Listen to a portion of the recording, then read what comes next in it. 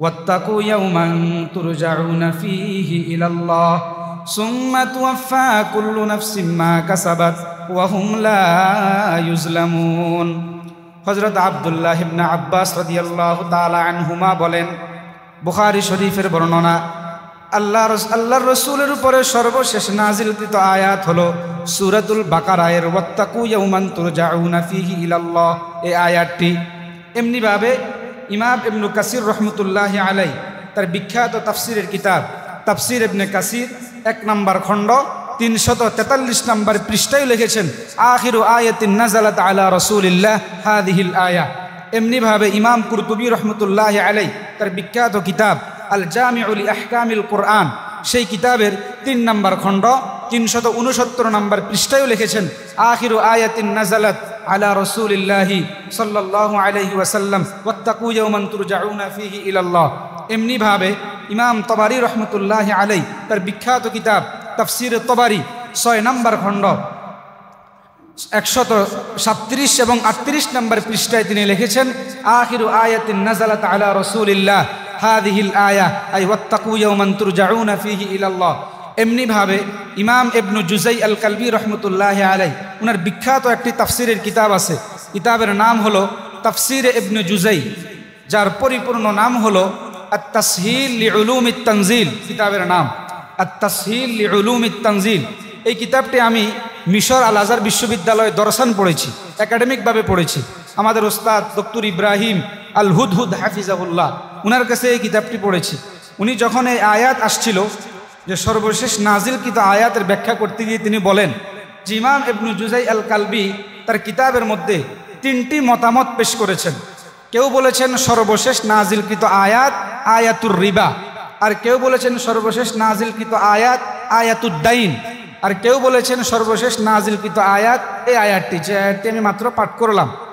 ইমাম Jalaluddin Suyuti রহমতুল্লাহি আলাইহি তার বিখ্যাত কিতাব আল ইতকান ফি উলুমিল কুরআন, সেই কিতাবে এই 3টি মতামতকে তাদবিক দিয়েছেন, সমন্বয় করেছেন, আর বলেছেন ইন্না আরজাহাল আকওয়াল হাযাল কওল ওয়াত্তাকু ইয়াওমান তুরজাউনা ফীহি ইলাল্লাহ হাযিহিল আয়াতু নাযালাত আলা রাসূলিল্লাহ, যে আয়াত সর্বশেষ আল্লাহর রাসূলের উপরে নাজিল হয়েছে।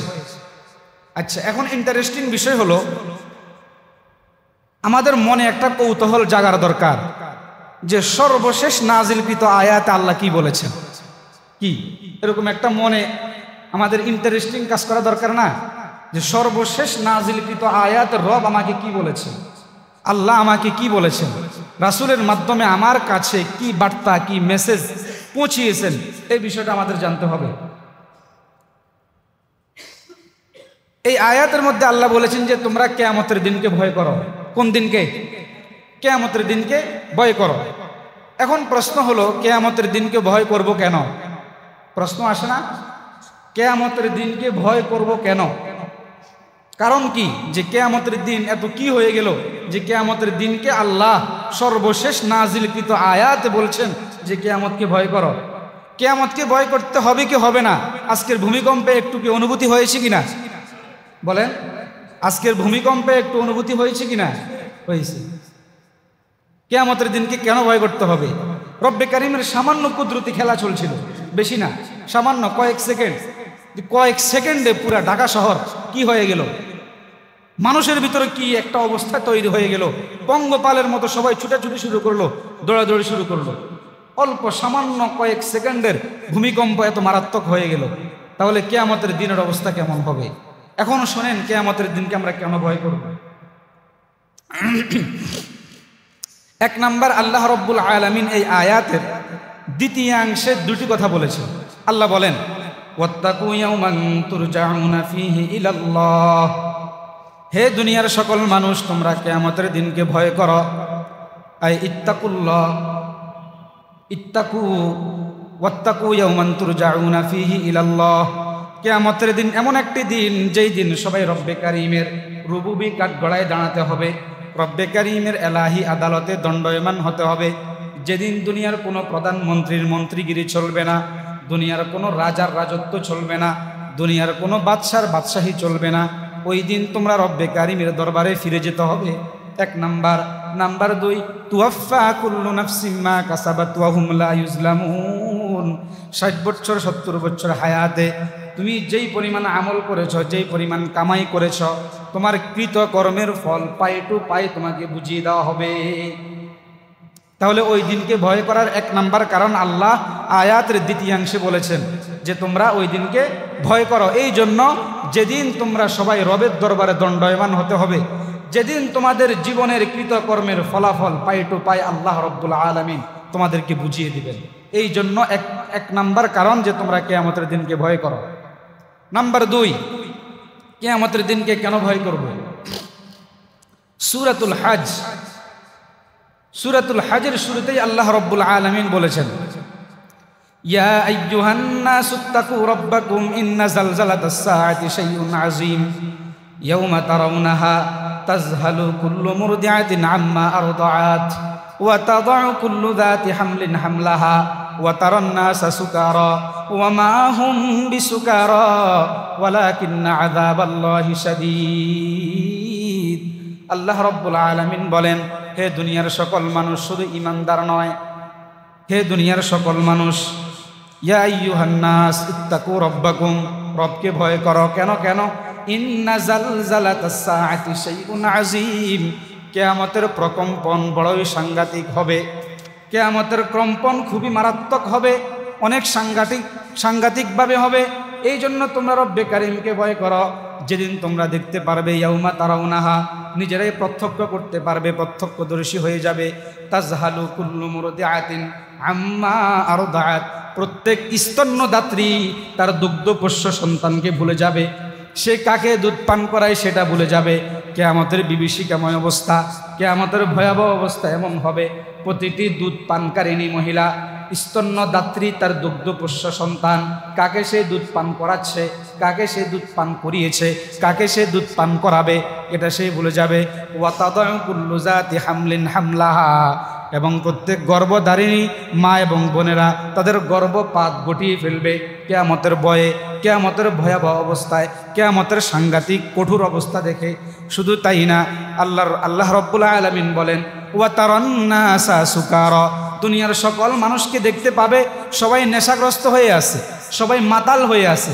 ওয়া মা হুম বিসুকারা, কিন্তু বাস্তবে এই দুনিয়ার কোনো মানুষ নেশাগ্রস্ত হবে না, দুনিয়ার কোনো মানুষ মাতাল হবে না, বরং কিয়ামতের ভয়ে পঙ্গপালের মতো ছুটতে থাকবে, পঙ্গপালের মতো দৌড়াদৌড়ি করতে থাকবে।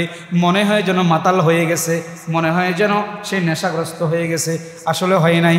ওয়ালাকিন্না আযাবাল্লাহি শাদীদ, বরং রব্বে কারিমের আযাব অনেক শক্ত, রব্বে কারিমের শাস্তি অনেক মারাত্মক। তাহলে কিয়ামতের দিনকে ভয় করতে হবে কিনা?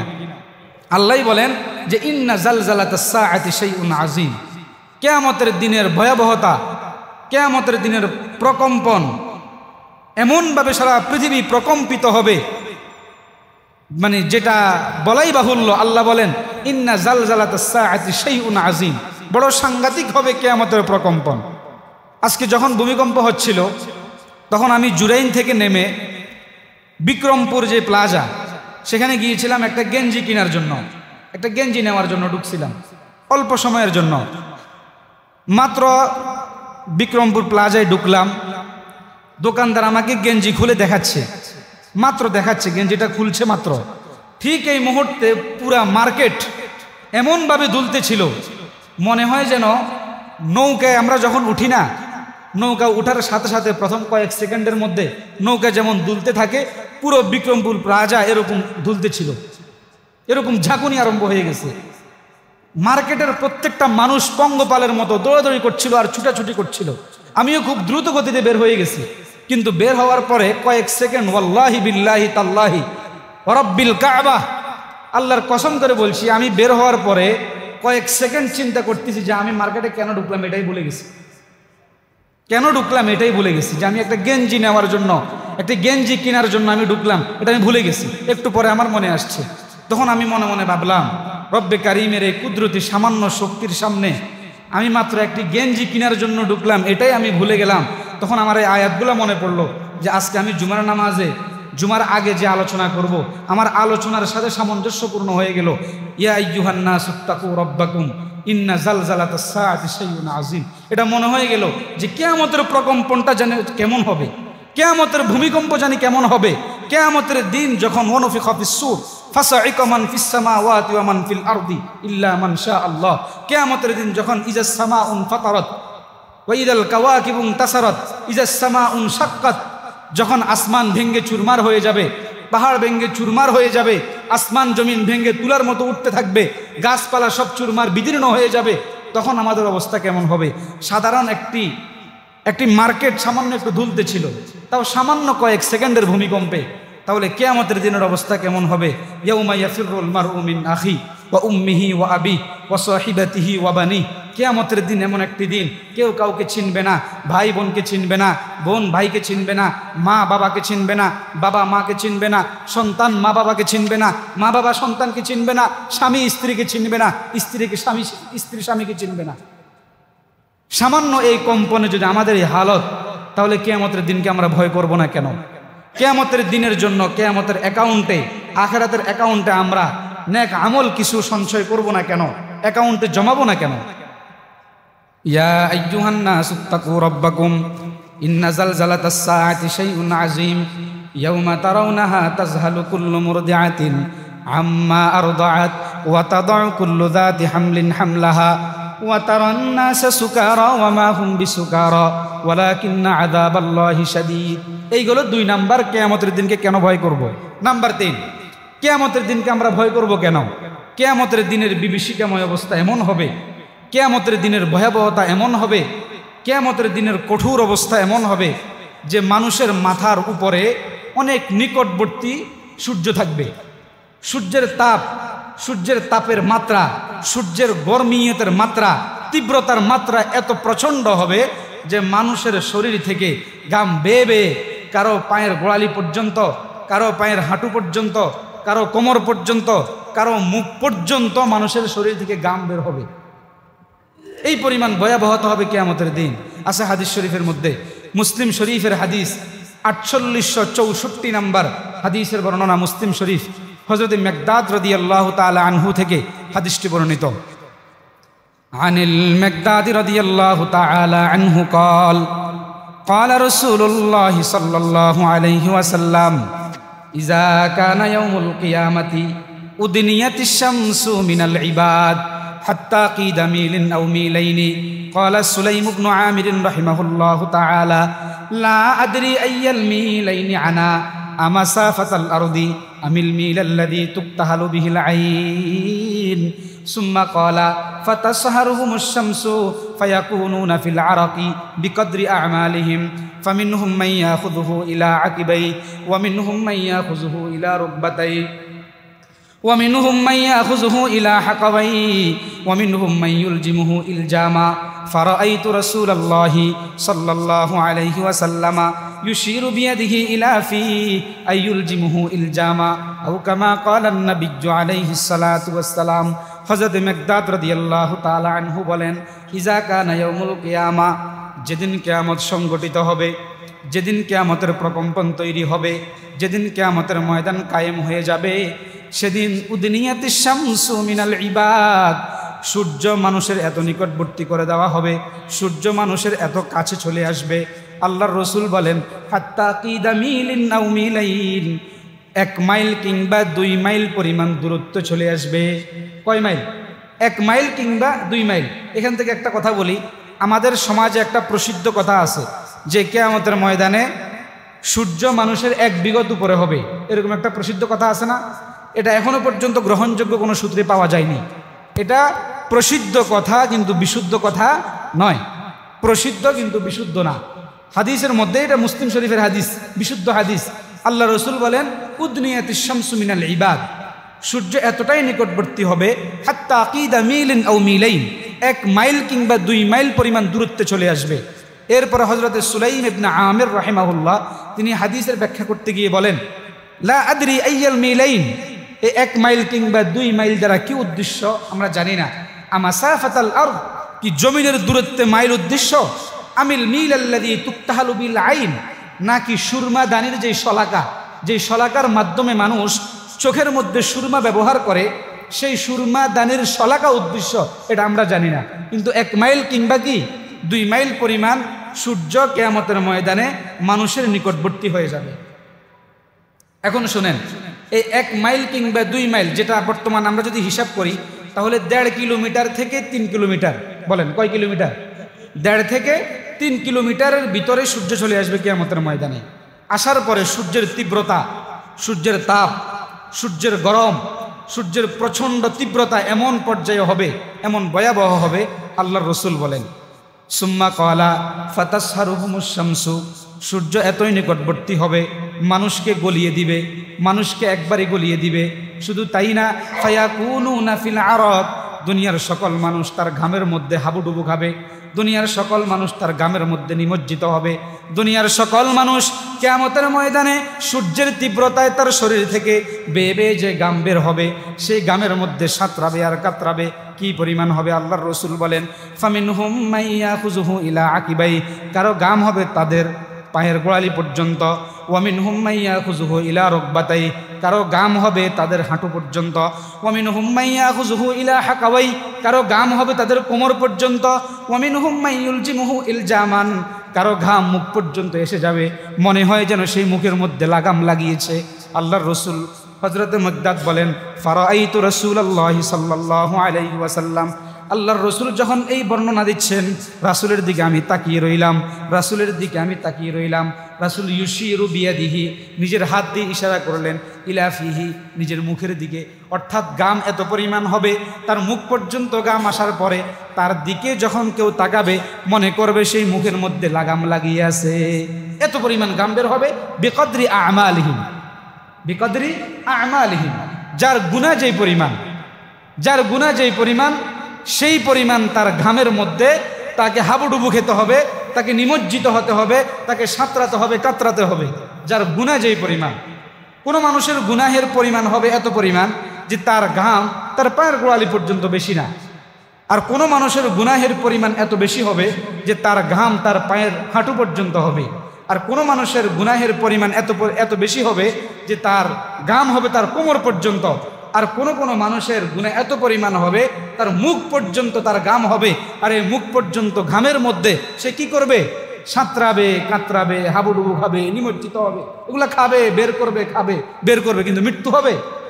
মৃত্যু হবে না, মৃত্যু শেষ, দুনিয়াতেই শেষ। তাহলে বলেন কিয়ামতের দিনকে ভয় করতে হবে কিনা? কিয়ামতের দিনকে ভয় করে দুনিয়াতে কিয়ামতের ময়দানের জন্য ভালো করে প্রস্তুতি গ্রহণ করতে হবে কিনা? হবে। 3 নাম্বার বললাম কিয়ামতের দিনকে আমরা কেন ভয় করব। 4 নাম্বার, কিয়ামতের দিনকে ভয় করতে হবে যেই দিন আল্লাহ রব্বুল আলামিন, রব্বে কারিমের কুদরতি হাতের মধ্যে আসমান জগৎকে এক মুষ্টির মধ্যে রাখবেন, আর জমিন জগৎকে আল্লাহ রব্বুল আলামিন এক মুষ্টির মধ্যে রাখবেন। ওই দিন আমরা কোথায় থাকবো? ওইটাকে আমাদের ভয় করতে হবে।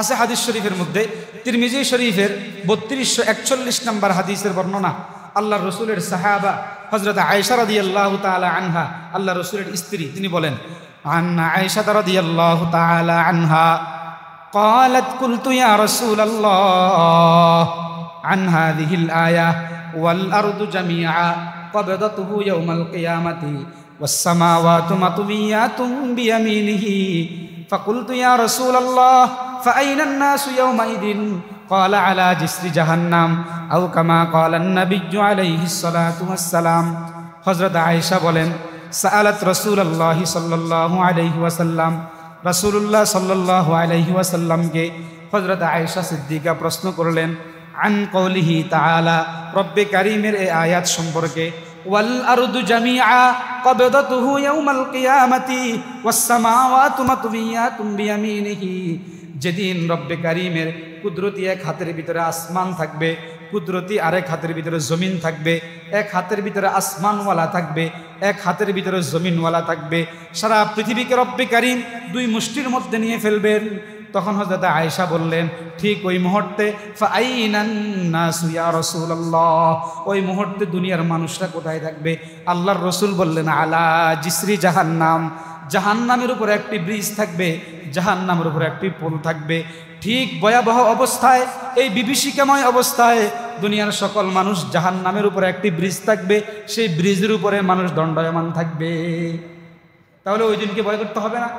আরেক হাদিসের মধ্যে আছে, তিরমিজি শরীফের 3242 নাম্বার পরের হাদিসটার মধ্যে আছে, হযরত আয়েশা বলেন, আনা আয়েশা রাদিয়াল্লাহু তাআলা আনহা আন্নাহা সাআলাত রাসূলুল্লাহি সাল্লাল্লাহু আলাইহি ওয়াসাল্লাম আন কওলিহি তাআলা ওয়াল আরদু জামিআ কবদতুহু ইয়াওমাল কিয়ামাতি ওয়াস সামাওয়াতু মাতবিয়াতুম বিয়ামিনিহি সুবহানাহু ওয়া তাআলা আম্মা ইউশরিকুন ফাআইনাল মুমিনুনা ইয়া রাসূলুল্লাহ قال رسول الله صلى الله عليه وسلم على الصراط أو كما قال النبي عليه الصلاة والسلام হযরত আয়েশা বলেন, আমি একদিন রাসূলকে জিজ্ঞাসা করলাম, ইয়া রাসূলুল্লাহ, যেদিন রব্বে কারীম ওয়াল আরদু জামিআ কবদতুহু ইয়াওমাল কিয়ামাতি ওয়াস সামাওয়াতু মাতবিয়াতুম বিয়ামিনিহি, রব্বে কারীম তার কুদরতি ডান হস্তের ভিতরে রব্বুল আলামিন আসমান জগৎকে ভরে রাখবেন, মুষ্টি ভরে রাখবেন, জমিনওয়ালাকে বাম হাতের মধ্যে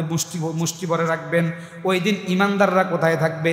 আগের হাদিসে ছিল মানুষরা কোথায় থাকবে, দ্বিতীয় হাদিসের মধ্যে হলো ইমানদাররা কোথায় থাকবে। ক্বালা রাসূলুল্লাহ সাল্লাল্লাহু আলাইহি ওয়াসাল্লাম আলাস সিরাতি, আল্লাহর রাসূল বললেন, ওই সময় ইমানদাররা ফুলসিরাতের উপরে থাকবে। তাহলে কিয়ামতের দিনকে ভয় করতে হবে কি হবে না? হবে। এই হলো 4 নাম্বার। 5 নাম্বার, কিয়ামতের দিনকে আমরা কেন ভয় করব? একই হাদিস, এই হাদিসের সাথে সামঞ্জস্যপূর্ণ একটি কিতাব আছে, আল-লু'লুউ ওয়াল মারজান ফি মাত্তাফাকা আলাইহি শাইখান, কিতাবের নাম, জগদ্বিখ্যাত একটি কিতাব। ওই কিতাবের মধ্যে, ওই কিতাবের 1774 নাম্বার বর্ণনায় সাহিবুল কিতাব হাদিসটি উল্লেখ করেছেন আল্লাহর রাসূলের সাহাবী হযরত আব্দুল্লাহ ইবনে মাসউদ রাদিয়াল্লাহু তাআলা আনহু থেকে হাদিসটি বর্ণিত।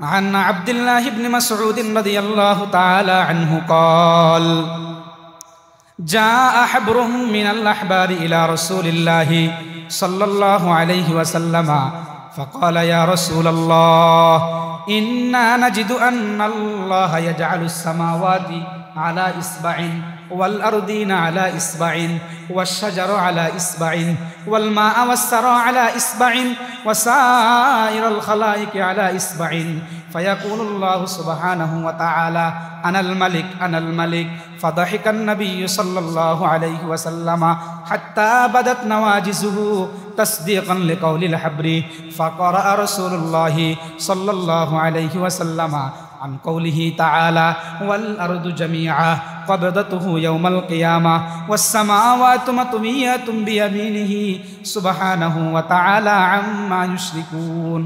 হযরত আব্দুল্লাহ ইবনে মাসউদ রাদিয়াল্লাহু তাআলা আনহু বলেন, জাআ হাবরুম মিনাল আহবার, একজন ইহুদি আলেম আসছিলেন ইলা রাসূলিল্লাহি সাল্লাল্লাহু আলাইহি ওয়াসাল্লামের কাছে। একজন ইহুদি পাদ্রী, একজন ইহুদি আলেম আমাদের নবীজি সাল্লাল্লাহু আলাইহি ওয়াসাল্লামের কাছে আসলো।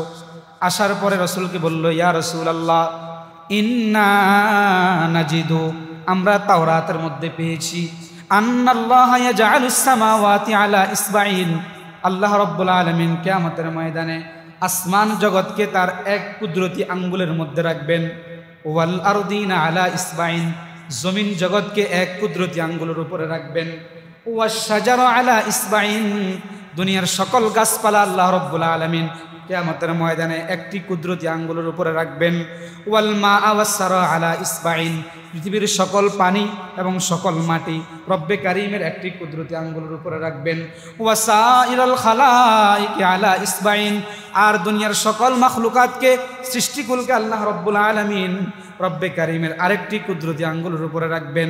তাহলে 5 আঙ্গুল ভরপুর হয়ে গেল।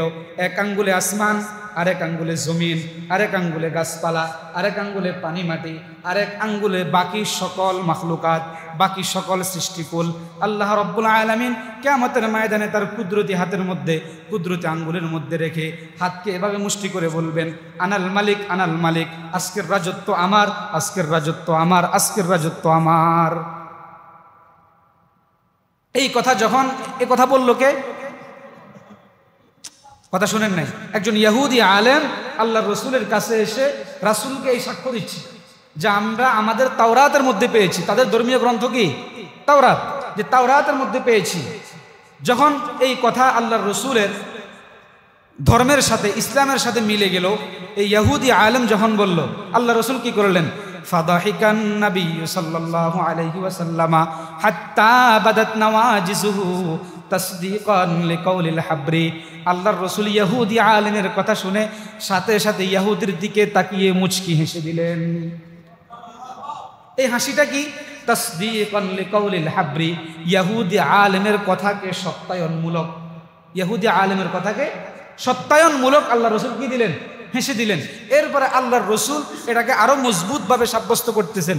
আল্লাহর রসুল বলেন, ফাকারা রাসূলুল্লাহি সাল্লাল্লাহু আলাইহি ওয়াসাল্লাম, আল্লাহর রসুল সাথে সাথে ওই ইহুদি আলেমের সামনে তার কথার সমর্থনে কোরআনুল কারীমের যে আয়াত, আল্লাহর রসুল ওই আয়াতটি পাঠ করলেন, ওয়াল আরদু জামিআ কবদাতুহু ইয়াউমাল কিয়ামাতি ওয়াস সামাওয়াতু মাতুবিয়াতুম বিয়ামিনিহি। কিয়ামতের ময়দানে আল্লাহ রাব্বুল আলামিন আসমানকে তার কুদরতে ডান হাতের ভিতরে ভরে ফেলবেন, আর জমিন এবং জমিন জগৎকে আল্লাহ রাব্বুল আলামিন তার কুদরতি বাম হস্তের ভিতরে ভরে ফেলবেন। এরপরে আল্লাহ রাব্বুল আলামিন বলবেন, আনাল মালিক আনাল মালিক, আজকের রাজত্ব আমার, আজকের ক্ষমতা আমার, আজকের আধিপত্য আমার, আজকের দাপট আমার, দুনিয়ার কারো কোনো ক্ষমতা চলবে না। তাহলে ইহুদি আলেমের কথা সত্য ছিল না মিথ্যা ছিল? সত্য ছিল। আল্লাহ রসুল এই সত্যকে সত্যায়িত করার জন্য, সত্যায়ন করার জন্য মুচকি হেসে দিলেন এবং তার কথার সমর্থনে কুরআনুল কারীমের একটি আয়াতও তাকে পাঠ করে শুনিয়ে দিলেন। তাহলে কিয়ামতের দিনকে ভয় করতে হবে কি হবে না? হবে। এই হলো কয় নাম্বার গেল? 5 নাম্বার না 4 নাম্বার? 4 number, 5 number. 6 নাম্বার, কিয়ামতের দিনকে আমরা ভয় করব কেন?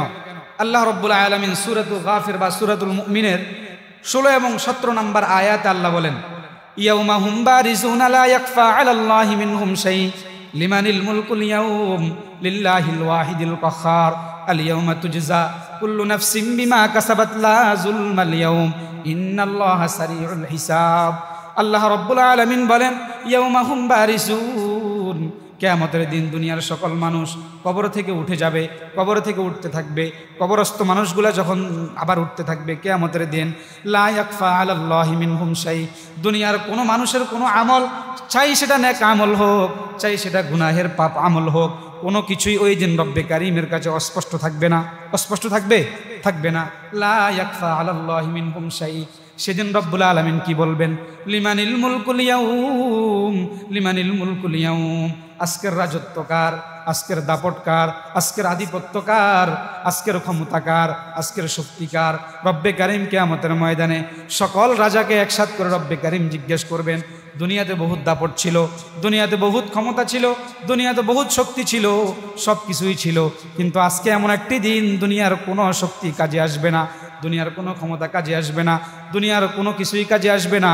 আজকের ভূমিকম্পে যারা হাজার হাজার কোটি টাকার মালিক, তারা কি তাদের ভবনের মধ্যে, তাদের বিল্ডিংয়ের মধ্যে, তাদের মার্কেটের মধ্যে ভূমিকম্পের জাকুনি বন্ধ রাখতে পেরেছে? পারে নাই। মা লাহু মিন দাফি, মা লাহু মিন দাফি, এটাকে প্রতিহত করার মতো কোনো শক্তি কি দুনিয়াতেও তো নেই। কিয়ামতের দিন আমরা একটু বাদ দিলাম, কিয়ামতের দিনকে একটু পরে চিন্তা করি। এই দুনিয়ার সামান্য ভূমিকম্প, সারা পৃথিবীর সকল প্রধানমন্ত্রী, সকল রাষ্ট্রপতি যদি একসাথে হয়, 1 সেকেন্ড ভূমিকম্প বন্ধ রেখে তার নিজস্ব অধীনস্থ বিল্ডিংগুলোকে হেফাজত করার শক্তি আছে? বলেন আছে? তাহলে সর্বোচ্চ শক্তির অধিকারী কে? আল্লাহ। আল্লাহকে ভয় করতে হবে। দুনিয়ার মানুষ এক একজন এক এক ক্যাটাগরির মানুষ হবে, কিন্তু সবাই রব্বে কারীমের গোলাম, রব্বে কারীমের বান্দা, রব্বে কারীমের গোলামি করতে হবে, রব্বে কারীমের ইবাদ আবদিয়ত থাকতে হবে, গোলামি ভিতরে থাকতে হবে। যত দাপট আমার থাকুক, দুনিয়াবি লাইনে থাকুক, দুনিয়াবি লাইনে আমার যতই শক্তি থাকুক, কিন্তু আমি সিজদা করব কাকে?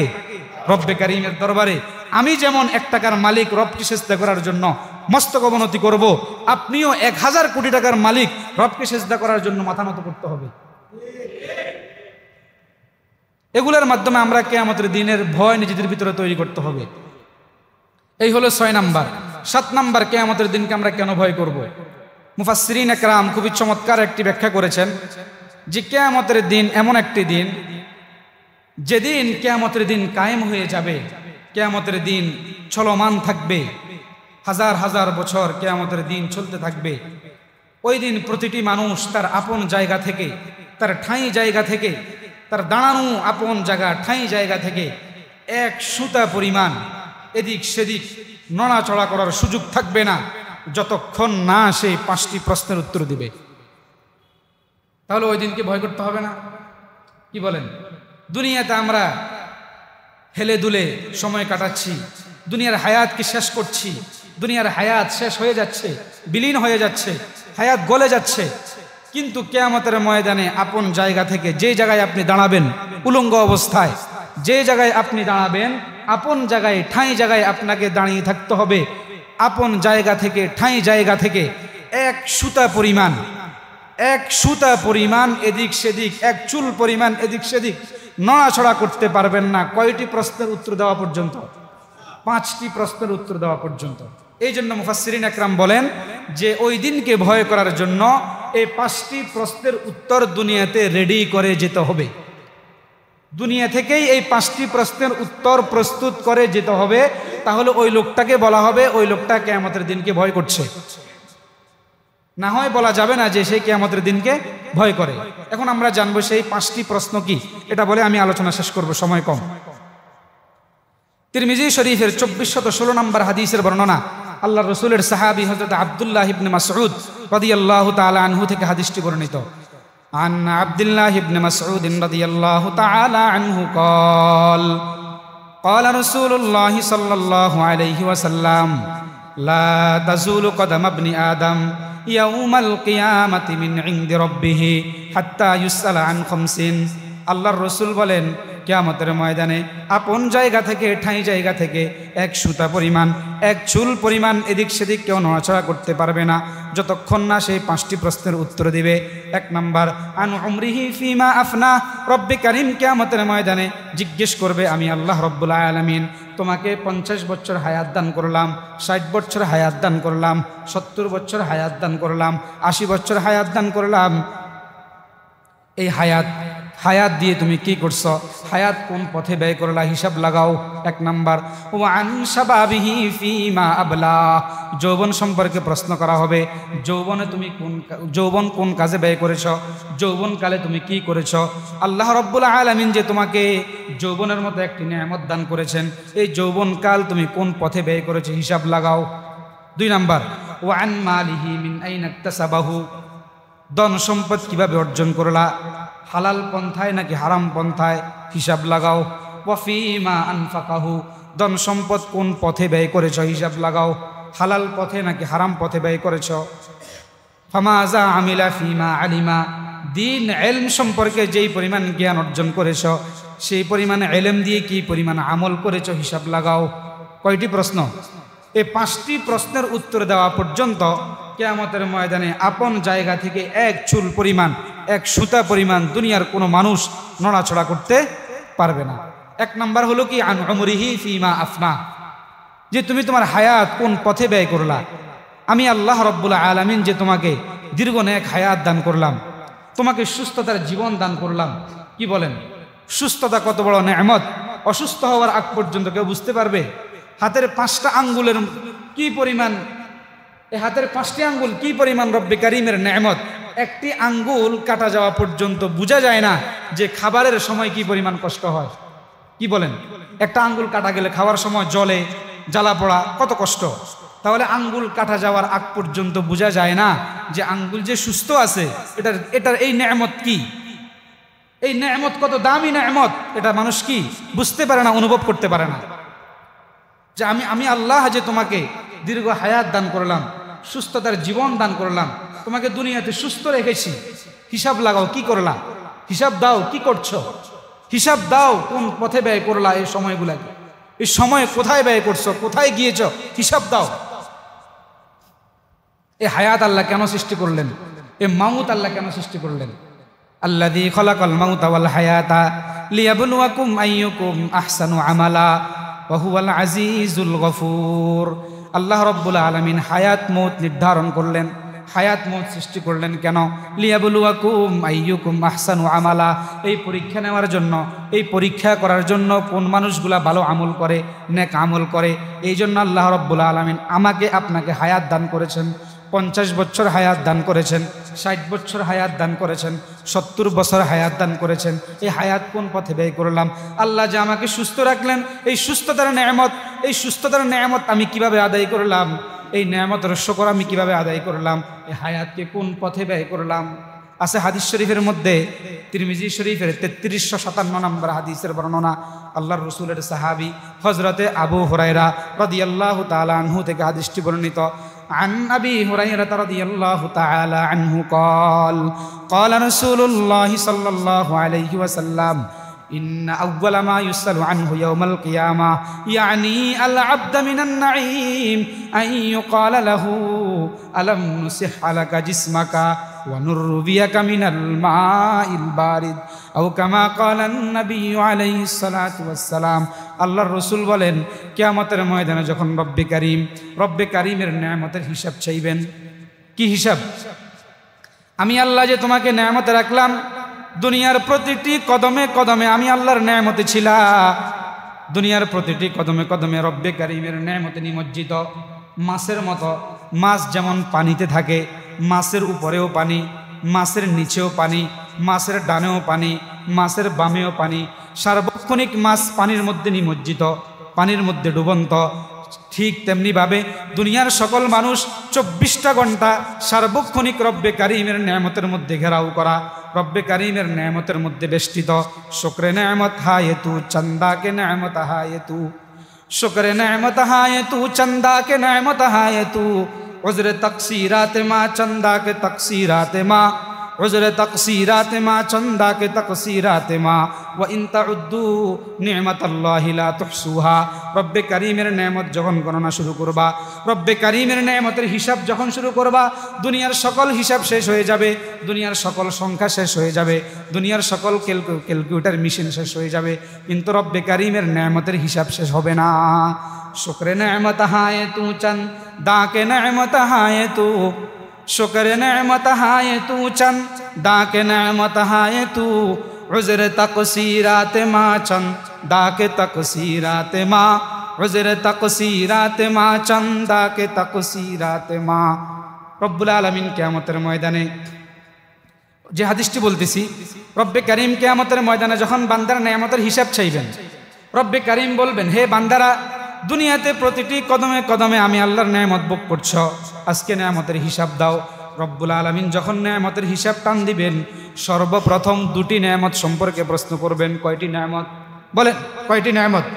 2টি নেয়ামত সম্পর্কে আল্লাহ রব্বুল আলামিন সর্বপ্রথম প্রশ্ন করবেন। 1 নাম্বার, আলাম নুসিহা লাকা জিসমাকা, আমি আল্লাহ তোমাকে দুনিয়াতে সুস্থ রাখি নাই? আমি আল্লাহ তোমাকে কি কিছু সময় সুস্থ রাখি নাই? এই সুস্থতা কোন কাজে ব্যয় করলা? হিসাব দাও। এই সুস্থতা কোন কাজে খরচ করলা? হিসাব দাও। আলাম নুসিহ আলাকা জিসমাকা ওয়া নুরবিয়াকা মিনাল মাইল বারিদ। 2 নম্বর নেয়ামত সম্পর্কে জিজ্ঞেস করবেন, আমি আল্লাহ কি তোমাকে দুনিয়াতে ঠান্ডা শীতল পানি পান করাইনি? এই 2টি নেয়ামতের হিসাব দাও। কয়টি নেয়ামত? কি কি বলেন? 1 নম্বর সুস্থতা, 2 নম্বর পানি। 1 নম্বর সুস্থতা, 2 নম্বর, এই জন্য পানিকে বলা হয় পানির অপর নাম জীবন। পানি ছাড়া পৃথিবীর কোনো মানুষ বাঁচা কি না? সম্ভব না। যেই দেশে পানি কম, ওই দেশে মানুষ বেশি বসবাসযোগ্য থাকে না। পানির অভাব থাকার কারণে যেই দেশে পানির অভাব থাকবে, ওই দেশে মানুষ বেশি একটা কি, মানুষের গ্রোথ, মানুষ বৃদ্ধি হয় না, মানুষ বাড়ে না। পানি এতটাই গুরুত্বপূর্ণ নেয়ামত। কিয়ামতের ময়দানে রব্বে কারীম যখন বান্দাকে রবের দেওয়া নেয়ামত সম্পর্কে প্রশ্ন করবেন, সর্বপ্রথম জিজ্ঞেস করবে, আমি আল্লাহ কি তোমাকে সুস্থ রাখি নাই? আমি আল্লাহ কি তোমাকে শীতল ঠান্ডা পানি পান করাইনি? এই 2টি প্রশ্ন। চিন্তা করেন, এই দুটি জিনিস কি পরিমাণ নেয়ামত হলে আল্লাহর রাসূল বলেন যে কিয়ামতের ময়দানে সর্বপ্রথম রব্বে কারীমের দেওয়া নেয়ামত থেকে এই 2টি নেয়ামত সম্পর্কে প্রথম প্রশ্ন করা হবে। এই জন্য হায়াত কি করতে হবে? কাজে লাগাতে হবে। নাম্বার 2, ওয়ান শাবাবিহি ফিমা আবলা, আমি আল্লাহ তোমাকে যৌবনের মতো নেয়ামত দান করলাম, আমি আল্লাহ তোমাকে যুবক বানালাম, এই যৌবন কোন পথে ব্যয় করলা? যৌবনের শক্তি কোন পথে ব্যয় করলা, যৌবনের মেধা কোন পথে ব্যয় করলা, যৌবনের জ্ঞান কোন পথে ব্যয় করলা, এই যৌবনকাল তুমি কোন পথে ব্যয় করলা হিসাব লাগাও। এই যৌবন এমন একটি যৌবন যেটা একদিন ফিরে যাবে কিন্তু আরেকদিন ফিরে আসবে না। মানুষ একসময় শিশু কিশোর থাকে, শৈশব থাকে, এরপরে মানুষ বালেগ হয়, এরপরে মানুষ যুবক হয়, এরপরে মানুষ বার্ধক্যতায় পৌঁছে যায়। যখন বার্ধক্যতায় পৌঁছে যায় তখন দুনিয়ার কোনো মানুষ চেষ্টা করলেও সে আবার যৌবনে ফিরে আসতে পারবে না। আলা লাইতাশ শাবাবা ইয়াউদু ইয়াউমান, আল্লাহর আরেফ বলেন, কবি বলেন, আলা লাইতাশ শাবাবা ইয়াউদু ইয়াউমান ফাউখবিরুহু বিমা ফাআলাল মাশিবু। একজন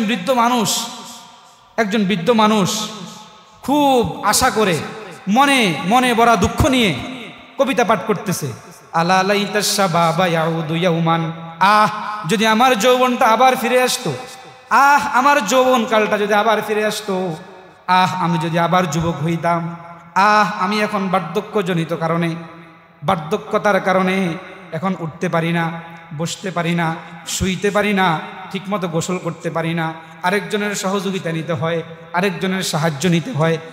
যদি আমার যৌবনটা আবার ফিরে আসতো তাহলে কি হতো? তিনি বলেন, আলা লাইতাশ শাবাবা ইয়াউদু ইয়াউমান ফাউখবিরুহু বিমা ফাআলাল মাশিবু। তাহলে আমি আমার যৌবনকালের কাছে নালিশ করতাম, বিচার করতাম যে বার্ধক্যকাল আমার সাথে কি নাফরমানি করেছে।